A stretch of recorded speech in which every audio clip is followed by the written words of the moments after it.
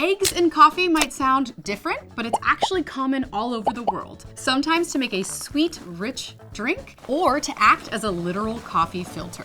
This is Coffee 100 Ways, and today we're trying egg coffee. The Italian way versus the Vietnamese way versus the Swedish way.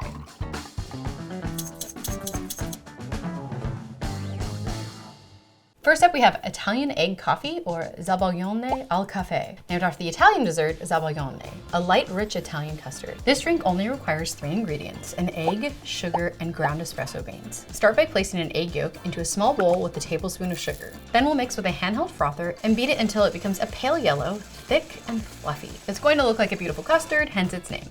We'll transfer the whipped eggs to a small espresso glass. I am obsessed with these little guys. And then pull 1 shot of espresso. Oh, it is smelling like heaven in here. Pour that hot espresso over the beautifully whipped egg and let your mind travel to a small cafe in Italy. Then give it a stir and it's time to drink our first shot of the day. All right, Italian egg coffee, or as I say, Zabajon. I tried, I went with it. I tried as hard as I could. Okay, salute.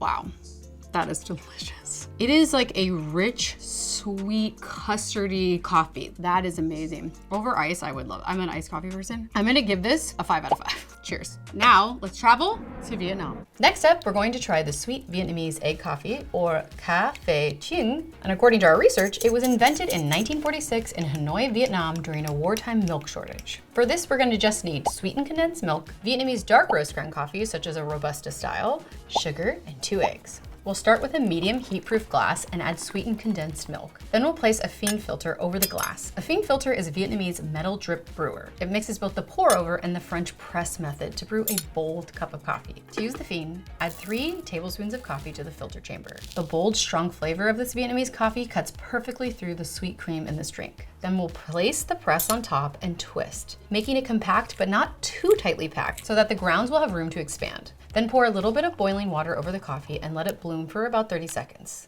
Now we're ready to fill it up with more boiling water and place the lid on top. While that slowly drips out some highly caffeinated coffee, we're gonna pour a little bit more condensed milk in a jar and add 2 egg yolks. Then whisk with a hand mixer. Similar to the Italian coffee, we're going to do this until it's pale, thick, and airy. You know you're there when your texture resembles a soft whipped cream, forming ribbons that briefly hold their shape when lifted with a whisk. Slowly pour this over your coffee and dust with a little bit of cinnamon.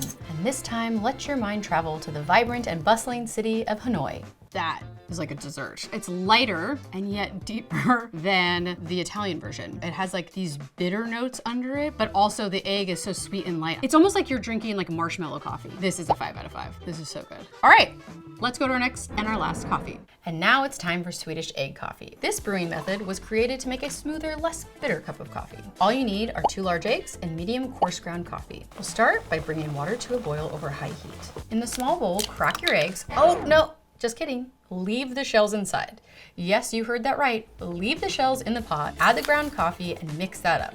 Place this thick, kind of unpleasant looking paste into the boiling water, turn the heat down, and let it simmer for 3 to 4 minutes. And as the coffee cooks, the shells neutralize the acidity in the coffee, and the eggs work like a magnet, binding the grounds and raising them to the surface. Then take off the heat, and we'll let it rest for 1 minute so the grounds settle. Then we'll pour this clarified coffee through 2 strainers and right into your mug. We'll press down, getting as much coffee out as possible, and the last stop on our journey is the quiet Swedish countryside. This one I'm the most curious about tasting. I just have no idea what to expect.